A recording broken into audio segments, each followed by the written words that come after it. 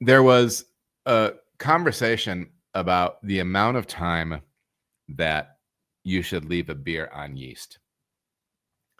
When I discussed that with when I did the podcast with Richard Priest from Escarpment, and there are some people that didn't feel as if they got good answers off of that, and so this is a question that comes from that. I agree there was no clean answer to the question. Can you answer the question, how long to leave beer on yeast? I have a FermZilla, and to minimize oxygen, I try to never open fermentation. However, I notice my beer tastes best when first trying a sample before transferring to keg. I am not sure why pro brewers are frankly weird about answering that question. Also, it would be helpful to describe how a pro brewer with pressure fermentation can replicate the pro brewery. So first, to answer the question about why pro brewers are weird about this, there's multiple possibilities. One, they don't know the answer. Two, the answer is very complicated. And in the conversation that I had with Richard, he had kind of kicked around some of the different factors. And no, maybe we did not get to a hard and fast answer. One of the reasons this gets difficult is on the pro side, I can do very definitive things that lets me know when that beer is done without opening up the fermenter. And it is a baseline advantage that most professional brewing equipment has on most home brewing equipment. I can take as many samples off of that beer as I want as a pro. I have a sample port on the side of the tank. I can pull a sample off anytime I want. I don't have to worry about oxygenating my beer, contaminating my beer, things like that. You, however, with the FermZilla, that is not the case. You have to open it up in order to essentially get that sample, right? So that's a complicating factor, because the real answer is this. The real answer is your beer should be at terminal gravity for 2 days with the exact same reading. You should also probably see your pH has leveled out and is starting to creep up a little bit right now. Okay, so those things, and then that beer should pass a diacetyl test. One of the complicating factors beyond the fact of opening a fermenter is also a lot of people on the home side, because they're making such a small amount of liquid, they want to waste as little liquid as possible on samples. Okay, so the real answer is, I'm not sure why pro brewers are frankly so weird about answering that question. How long do you have to do those things? You need 2 consecutive days at terminal gravity, reading the same number, and you should have your pH leveled and then creeping up again. That's generally what you're going to see with the fermentation. But there's some intrinsic problems there, right, that we just mentioned. Now, taking a glance at that FermZilla, it looks like there is a chamber that can attach to the bottom, an open chamber that you can drop yeast into.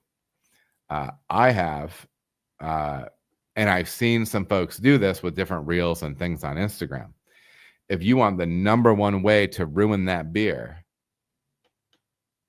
is to attach anything to it, a sight glass, a spool of stainless pipe or whatever, attach it to it, have it not be purged with gas, with CO2, and then open it and then glug that amount of CO2 in it, of atmosphere into your beer. That will screw you over every time. And remember, even when I attach valves to a tank, when I'm going to make a transfer on the pro side, I have a butterfly valve on the tank, and I have the butterfly valve of the transfer hose that I'm going to put together. I have to purge that small little gap in there, because if I push that into that tank, that's O2 that's going to be oxidizing beer. But the problem is when you take that to the home side with such a small volume, that little segment of oxygen is going to wreck that beer way more than it is the 120 barrels of beer that I have in a fermenter. I still don't want to do it with the 120 barrels of beer, but it's way more oxygen comparatively that's getting into your fermenter. So that is one area that I would look at. I would really make sure, I would really be doubling down on things like that, connection points, and making sure everything is fully purged. And again, I'm assuming that maybe that's happening, maybe it's not. The flip side is if the oxygenation is coming from somewhere else, and that is going to be the primary difference between quality, potentially between something brewed at home and something brewed with professional type equipment. Not that it's impossible to do it with pro side equipment as well. But yeah, I mean, that's the big one. Making sure that your keg is fully purged, everything in it, the dip tube, everything. When I was purging out kegs for transfer, when I was using cornies at home, I would roll the dice and I would put the gas connect on the liquid one. If you push it down too far, it's going to snap on. It's going to be a real pain to get it off. But if you push it down just far enough and run it down that dip tube, you can actually purge through your dip tube, up through your keg, out through the top, baby.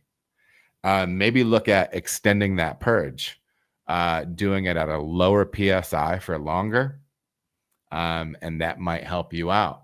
But to dig into this notion of describing ways how a pro brewer with pressure fermentation can replicate the pro brewery. Number one is mitigating oxygen ingress with the things that I'm talking about. I think that's number one. Number two is making sure that you have healthy, active, viable pitches of yeast going into your beer. Number three, I would be talking about temperature control and making sure that you are appropriately controlling the temperature of that beer. If you are thinking that you're fermenting at 68 degrees F because your room is 68 degrees or 20 C, I think that's another one. Maybe not. Maybe it's close. If you think that your beer is fermenting at that temperature because that's what ambient is, you're going to see an easy increase of 10 degrees F. What's going on inside your fermenter as opposed to what's going on outside of it. So that's a big deal. And, I would say when I am judging, if I am judging in a homebrew scenario, the number one things I taste are oxidation, poor yeast health. And sometimes it's a cleaning, sanitizing thing, but sometimes you don't even have a chance to get to that point in the beer because the other two things have been so mismanaged. Okay. But yeah, so not King Queso, but Frank Gino on YouTube. That would be my take on it, man. And I hope that finally answers that question for you, or at least explains why you can't be given like a hard and fast answer on it, even though I just tried.